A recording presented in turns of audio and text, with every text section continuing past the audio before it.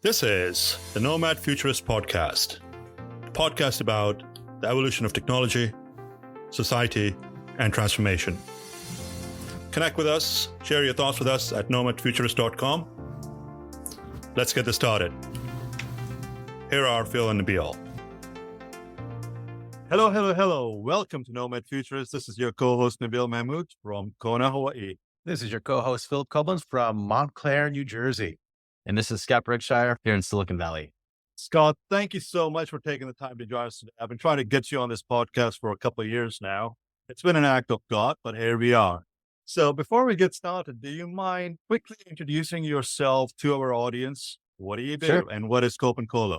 I'm Scott Brookshire, co-founder and CTO of OpenColo. We're a boutique data center located in the heart of Silicon Valley. And we're independent. We're grassroots. We're doing our data center our way. And I've been doing data center stuff for about 20 years, but OpenColo is a newer brand of our bigger arm called Energy Group Networks. When I visited the data center last time, I could tell it's different than everybody else. You can literally drop a hamburger in his data center and pick it up. It will still be fun. But before we get into all the nitty gritty stuff about OpenColo and what you're doing, let's step back in time a little bit. You went to the University of Silicon Valley? Cogswell College originally, but and they changed their chief. But I have an art degree, ironically. What art in particular? It was like computer art. So basically, instead of using a paintbrush, you were using a computer. So it was like early days of like computer animation, special effects, that type of stuff. I feel like I'm a right, left brain person, so I can sense from both sides. So when I build something, it's got to be super functional, but it also needs to look amazing. And it's kind of funny because in the data center world, our site is super functional, but super immaculately beautiful at the same time. The original Microsoft Paint artist. Love it. Yeah, but more like Photoshop, like 3.5 or something. Right. When you were a kid, did you want to be an artist? Well, did you grow up in the Silicon Valley? No, I actually grew up in Southern California in the San Fernando Valley. And honestly, I didn't really know what I wanted to do. So finance, economics came super easy. And I decided maybe I should do something that's hard in college. So maybe I'll do art. I was entrepreneurial even in college. I kind of paid for college by doing my own stuff. So it was a natural thing somewhat. Were your parents in finance? Is that what brought my dad is an engineer. My grandfather's an engineer. There's tons of engineers, entrepreneurial in spirit. So I don't know what I really felt, to be honest. I just went on a journey. Was there a particular engineering discipline that your family was in? My dad and my grandfather, they did kind of chemistry stuff regarding space technology for his aircraft. So everything they sound really dumb. Yeah. So anyways, like I'm more sensing than they are, and I'm left-handed, so I still have that right-left brain kind of mindset. So you go to college, pick up art as a major, and then you graduated. How did you end up picking technology as a sector of choice? What was the driving force behind it? In college, I kind of had to pay for my way through college, and I was doing web development on the side to kind of pay the bills.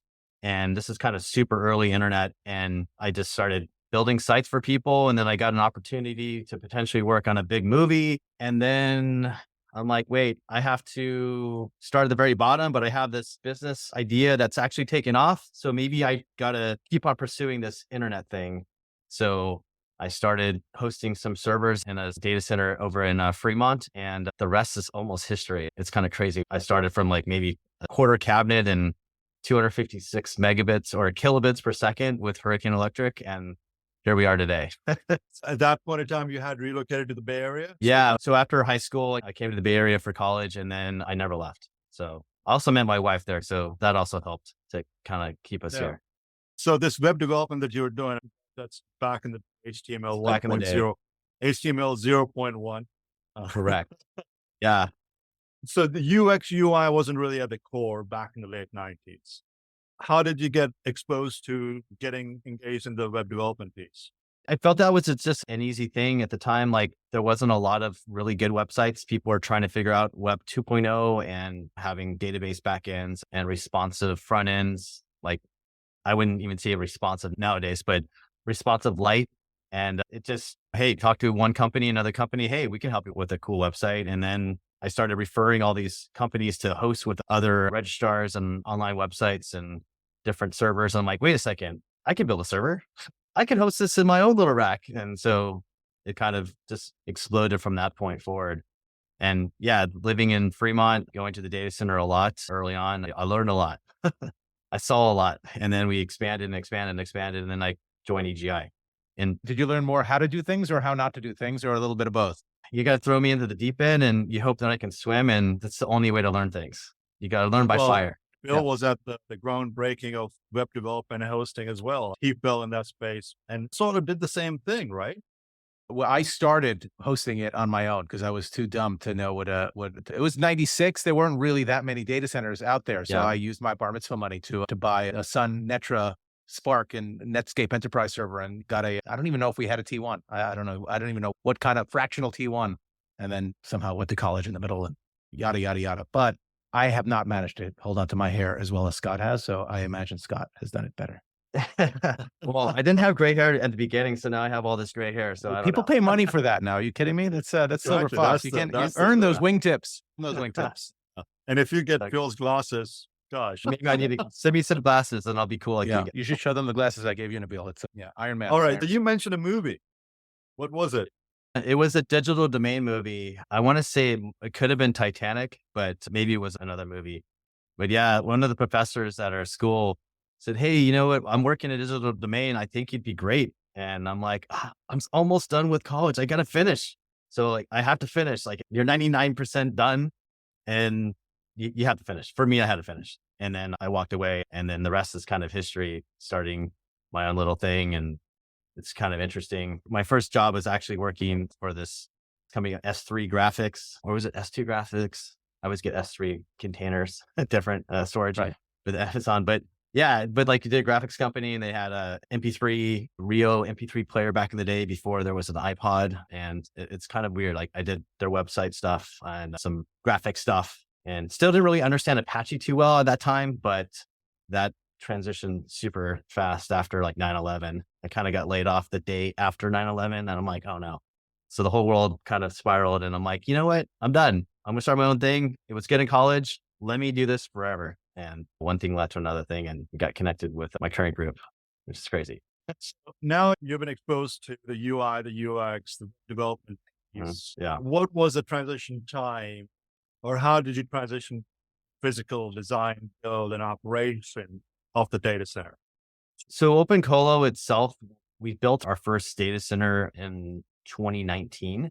So more like 2010, 2011. I'm kind of doing web development stuff, building servers for people, connecting them to a layer 2 switch and not really doing anything layer 3 at the time. And then kind of expanding off of that, then getting taste of layer 3, figuring out BGP for the first time and kind of getting it working, kind of not getting it working, but mastering it in the process.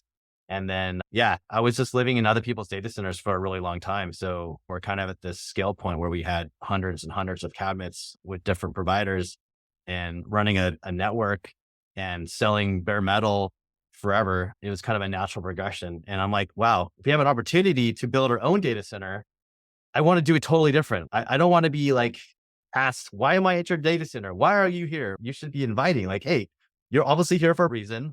You're paying that person's salary in a sense. Why not give them amazing customer service? Why not make it open? Oh, I totally get it. Yeah, there you go. You got to treat people nice and you got to be transparent with stuff. I hated like sometimes there would be an outage or some issue anywhere in some data center. The network could be the reason. It could be physical power or whatever. But when you ask them like, hey, what happened? You didn't always get a straight answer. You kind of have to know the people who actually work there who could maybe hint at what really was a problem. I never want us to be like that. If we make a mistake, we'll fall on our sword. We will tell you we made a mistake and we will figure out how to never make that mistake ever again. It's amazing how little people recognize, and this is true for the largest companies out there, like the sanitizing impact of sunlight, how understanding people would be if you're open, but the obfuscation, the obscurity of trying to like manage someone's emotions and how easy it is to tell that you're making up, oh, the flux capacitor went bad, but Sure. you wouldn't understand that. Don't worry about it. It's a 1 in a million shot, Doc, 1 in a million shot. Exactly. It sounds like a lot of your experience came essentially from fixing the airplane while it was in the air, which is what all of us of that generation had to do, right? There was no data center for dummies book that you can read. It was you fix, you break, you fix, you do all that stuff. And that was before Google existed. I think Google started in 97, 98. Mhm. But there wasn't like a traditional search that you could put in, like what is BGP? What is Apache? So how Yep. did you go about learning that stuff? It's always interesting to me to try to see if we can articulate what it was that made your mind go like, this is a problem that I can solve and let me figure it out by. It's more like throwing the keyboard at the monitor a few times. Yeah. So I had the benefit of making good friends with some of the network guys at a couple of different ISPs and asking them like, hey, I really got to figure out how to do this BGP thing and OSPF and static routing. We're new to this. And I just said, hey, can you show me something? Give me a taste of like how to do it right. Like, I don't want to read the book. The book is this big and there's 5 different volumes and it's too much. And I don't really need to understand the full theory. I just need to get something that operates and works and functions properly. So initially it was just one guy kind of came over and said, hey, I'll buy you beer, buy you dinner, whatever you want, and show me something cool.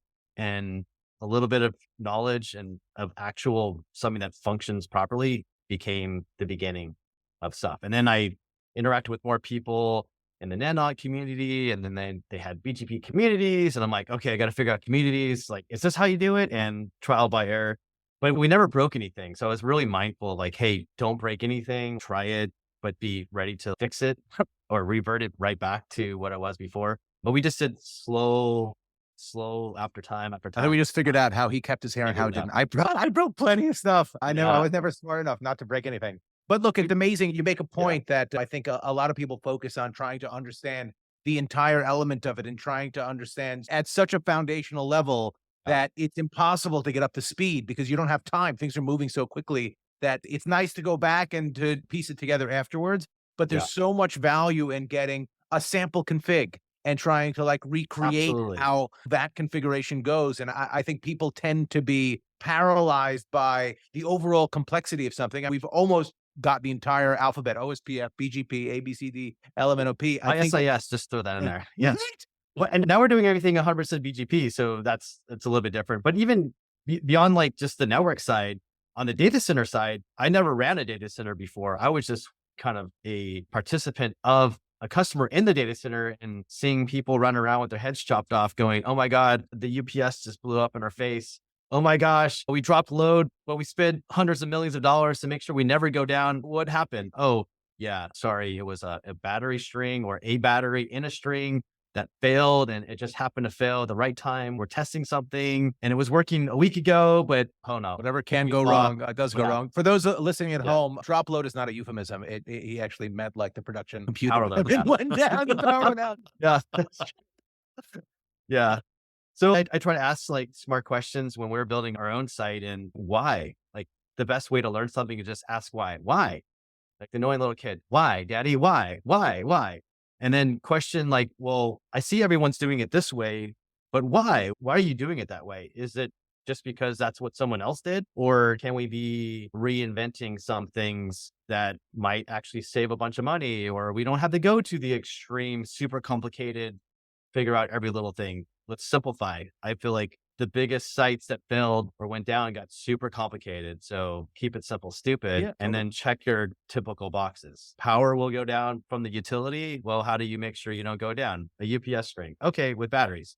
And then a generator or a battery string now connecting all that stuff. So yeah.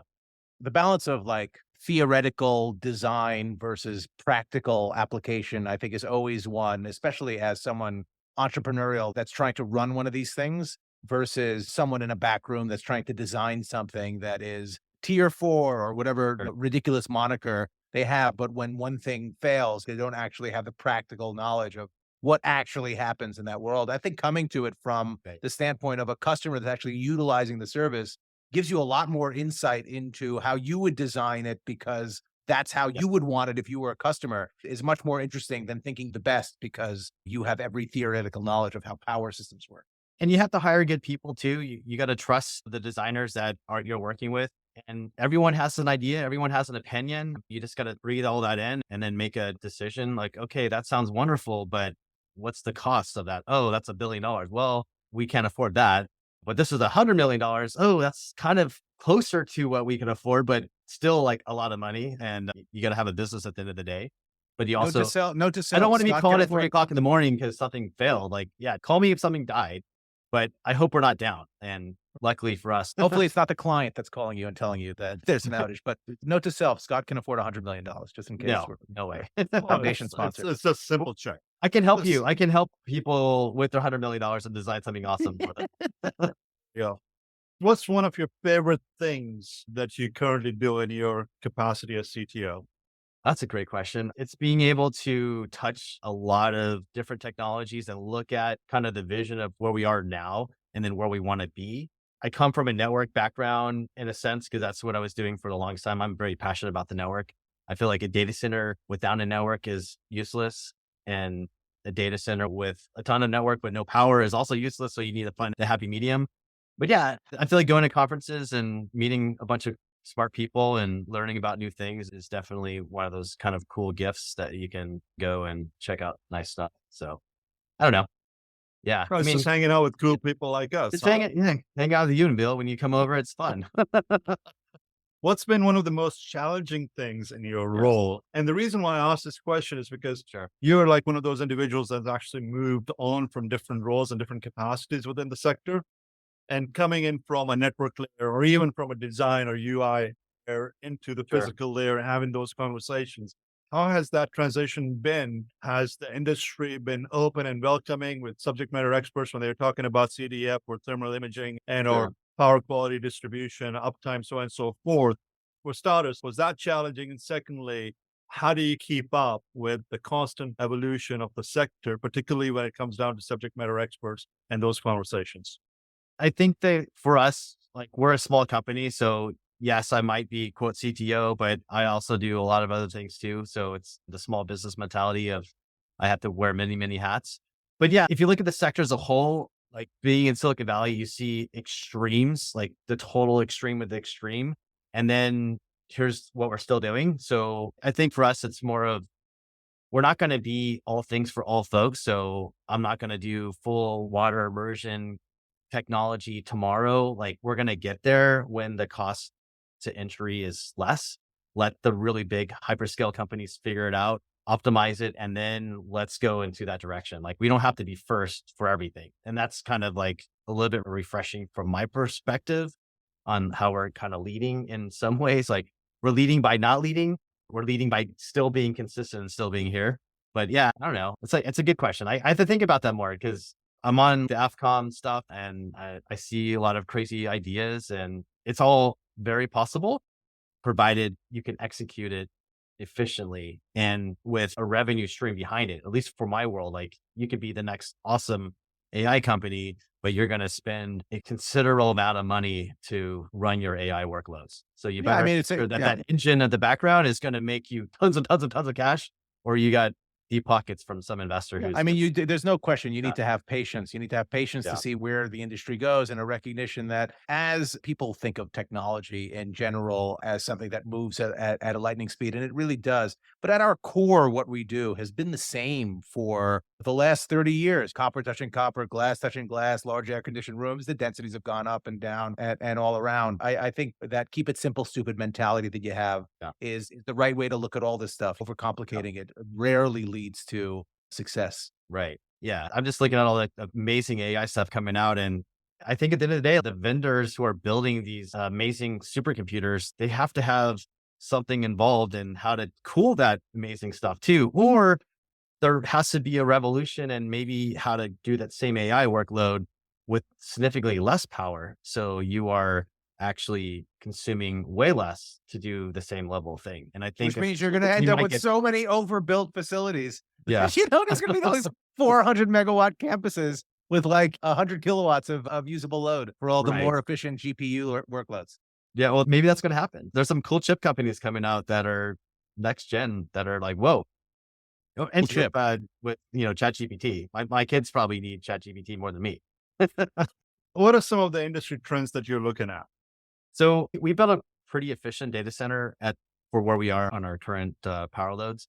I think if I'm zooming out, just putting on like what we could do in the super future, it would be great if AI can really integrate into every aspect of every sensor in the data center, and we can pull and collect all that information to kind of guess when there's going to be a problem and not be looking at trend data that we're looking at all the time. Like, yes, we can trend this forever, but if we can add some super smarts into all that information and those specific parts and diodes and different actuators, and like, just know like, hey, this is going to fail, guys. Like this one model and this generation of whatever, it's going to die in 6 months. You better figure this out. Cooling technology for sure, immersion cooling or on-chip cooling. I think that I was like a original overclocker. I remember building my first overclocked system and saying, hey, here, we're going to put a water cooling on the chip. Like, hey, now we're going to look at doing that at crazy scale. So what is that going to look like? And then on the network's perspective, that's mind boggling, just how much information is going to be consumed. 800 gig. There's some amazing 800 gig stuff that's coming out that I've seen, and it's awesome. It's crazy. I don't even know how they keep on going. Like, and then they'll have 1.6 and 2 terabits and 5 terabits per second. Like, that's where is all this data kind of go to? And then what is your life going to look like on your phone? Like your iPhone 200 in the future, what is that going to look like? Is there even going to be a phone? No, it's neuro. Yeah, Elon Musk is going to burrow into your brain, and then you're just going to think about who you want to talk to, and then you're going to. He's going to know where I need to go. So that's what I'm looking for. It'll be just like the Minority Report in a good way. The positive parts. Oh, yes, totally. What could possibly go wrong? Nothing. So in the grand scheme of things, and we talk about workloads, work densities, how do you feel about quantum and that changing the landscape of the data centers? Sure. So I think about quantum computing and being able to decrypt maybe the encryption that we have today. And probably there's a lot of company or countries and other things that are out there reading all our email potentially or decrypting everything. I think that's it's so new, but it seems like it's 1,000x more than we have today. Even maybe that's not even a right number. It's probably significantly larger than that. Until it's here, it's hard to really think about it. But it's in my mind, it's a little bit scary because you can do potentially a lot of harm to fix or a lot of good as well, or a lot of good. Yeah, I mean, privacy, maybe you have less privacy potentially. So there's going to be a quote unquote quantum leap for everybody. You're going to have to upgrade all your stuff. Your new way of doing things is. We don't know how good people are at adopting the latest and greatest security technologies. Nobody tried to check my email with the password. It's a capital P. I just changed the capital letters. That's your new way. Yeah. It's an @ sign. It's an @ sign. No one will guess that. Exactly. What is some of the cool tech that you're looking at for you as a user? Me as the coolest tech as a user, I'm excited for super augmented reality being a real thing, potentially. Like, wouldn't that be nice to actually have a proper Vision Pro is right around the corner. Yeah. Like, get my hands on one of those early, that'd be pretty neat. So especially if I could do it on an airplane, then now we're talking next gen. Hey, I'm watching this giant screen, this movie theater experience on an airplane. If I could do that, that'd be next gen. Yeah. I'm kind of, me personally, that would be super, super neat. I'm a big movie guy. I love a big screen at home and lots of audio and stuff like that. So to be immersed in that reality would be pretty cool. It would be great if it could be untethered. I can imagine walking my dog with the screen, and then having virtual reality in my reality. Like, that's maybe a little bit too crazy, but that would be the kind of cool Halloween costume that could be a reality at some point. How do you keep up with all the technology around us?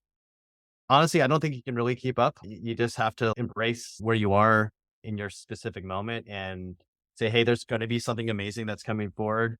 Who is adopting this? You may not want to be first in every little thing. I tend to want to see the coolest thing first and go, oh, that makes a lot of sense. We should jump onto that. But you kind of have to take a pause and say, is this company going to be around for a while?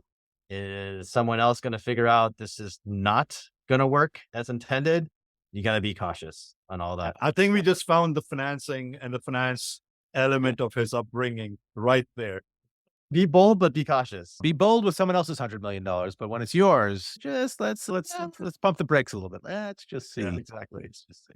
What are some of the key takeaways, key lessons? If you were to look back at your life and your career, what are some of the key takeaways and key lessons? That's a great question. I feel like in my world, we're on 24/7. Like the data center runs 24/7. The network runs 24/7. There's going to be something wrong.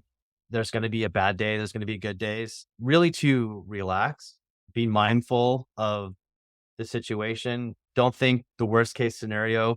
I felt like when we had some weird network problems in one of our European locations, we're going to lose all our customers. But then in reality, we had an app running that was doing some ad revenue, and we had way more impressions that day. So because the network is restarting in a funky way, and it wasn't because of us, it's just some fiber. What is that producer's line? Sometimes you make more with a flop than you do with a hit. Yeah, that's pretty much what it was. So I'd say like if I had to go back in time and tell myself like, hey, have a little more risk and also be okay with taking the risk, but also don't stress out about every little thing because everything's going to be all right. Everything's gonna be all right. I love that. Isn't Right. there a song? Yeah. Yeah. I mean, like we shake you work Mike. hard all the time and just, have fun. Have fun where you can. Yeah, look, I think if your heart is in the right place, it's all about like balancing what your focus is. Everyone's going to fall down at some point, right? It's just a Yeah. matter of how you handle it and how transparent you are. And we live in a world of accountability.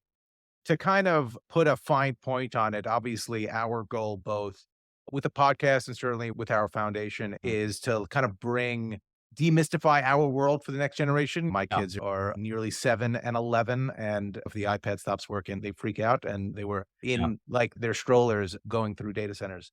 So what are your thoughts on kind of maybe human capital deficit, the disconnect between the use of technology that we are all beholden to and the world that you live in, which is the foundational world that powers all that stuff, which exists a lot in between your ears, but to the average person that is leveraging technology, they don't really know that you exist.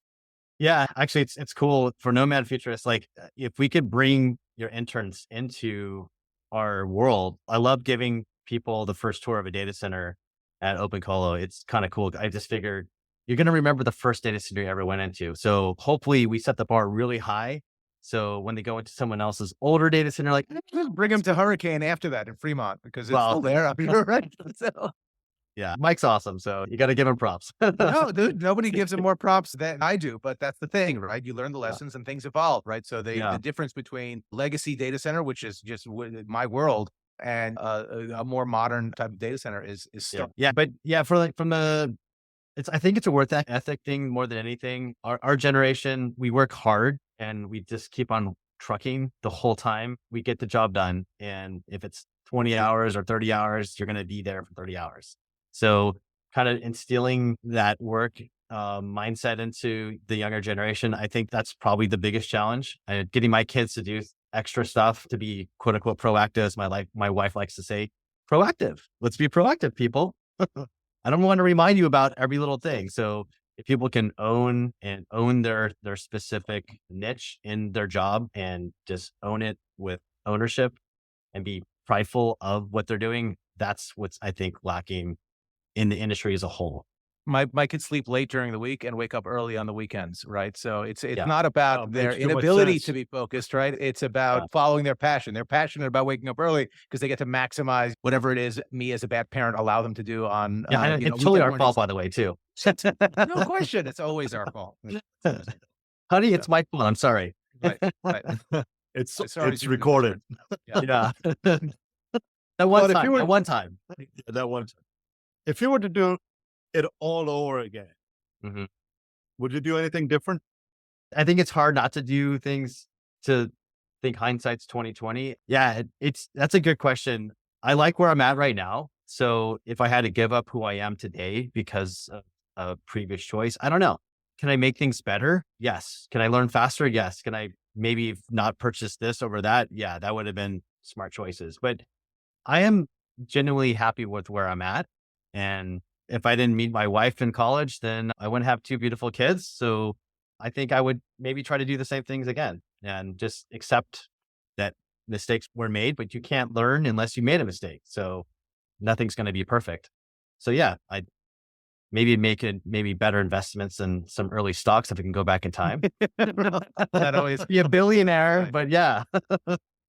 Rich Biff from Back to the Future was always the best. Yeah. But you can't turn into that bad guy. So right, that's the problem. That's the fallout. So what do you tell the little Brookshires? I'm like, hurry up, get your work done. Well, one kid works slower and then the other kid work faster. So I have the yin and the yang in my house, 2 boys. But yeah, I tell them like, hey, embrace AI. You are the real first generation that can truly use AI natively. Like we could use maybe a video game controller on an Atari. We had cell phones, sort of not really.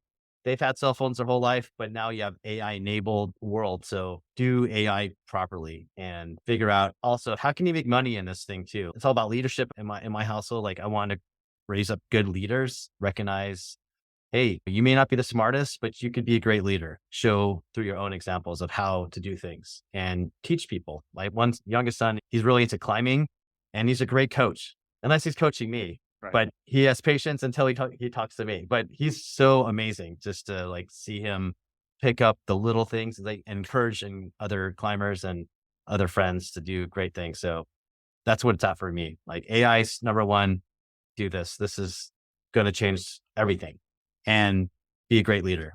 What would your general message be to our audience and the young generation that we're trying to expose the sector to? Don't give up. Learn from the old guys. Be patient with the old guys. Some of us are stuck in our ways. If you want to learn something, ask great questions. I think most people want to teach other people stuff. So just continue to ask questions. Maybe you can't ask in the specific moment, but after things are resolved, like, hey, can you show me this more? I think a lot of us are totally willing to go the extra mile and give people the opportunity to really explain it. Maybe we have to be responsible in the moment to take over, but afterwards, like we have to give up that illusion of control and let them figure it out. But figure it out like in a healthy way. Like just don't say, hey, I figured it out on my own, so you should too. Well, let me fast pass you into here's how I did it. Here's the things we ran into. This is how this works. You got questions? Of course you do. And don't be afraid to ask questions. I feel like, please ask me questions all day long. Don't be afraid. Don't be afraid. I love that. Don't be afraid to ask questions. Scott, thank you so much for taking the time to join us today on our podcast. Lovely to see, and I can't wait to see you in person relatively soon here. Yeah, love to see you guys. Thanks, Scott. Appreciate it. See ya. This has been great. Nothing lasts forever. Markets will come back, currencies will rebound, businesses will go on, and we will all move on. That could happen next week, next month, or next year. At Nomad Futurist, we're confident that those who prepare rather than panic will come out of this stronger. Thank you for joining us. This has been brought to you by Nomad Futurist. Check us online at nomadfuturist.org, and thank you for listening and subscribing, as well as your continued support.